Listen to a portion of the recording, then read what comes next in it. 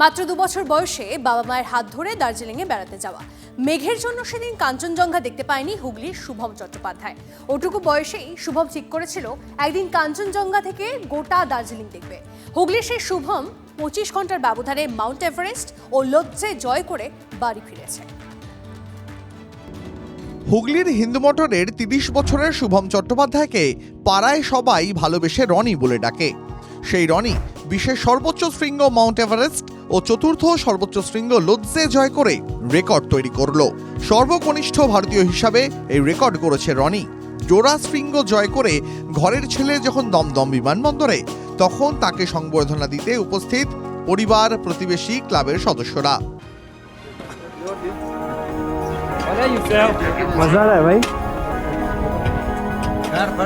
শুভম একসঙ্গে দুটি পর্বত শৃঙ্গ জয় করেও কিন্তু সন্তুষ্ট নন। তার টার্গেট ছিল 6 ঘন্টায় এই জোড়া শৃঙ্গ জয়, কিন্তু সেটা সম্ভব হলো না, কারণ এক শৃঙ্গ থেকে অন্য শৃঙ্গে যেতে এভারেস্টে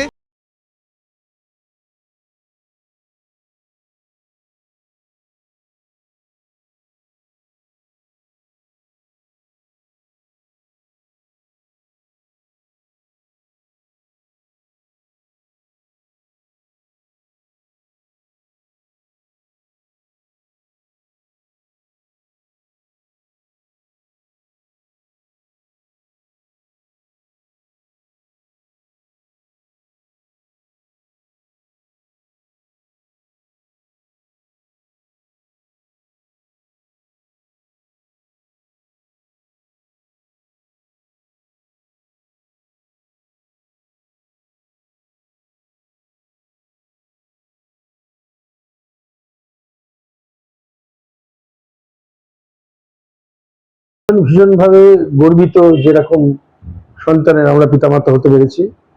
আর আনন্দের তো বিষয় শুধু আমাদের নয়, গোটা হিন্দুটোরবাসী।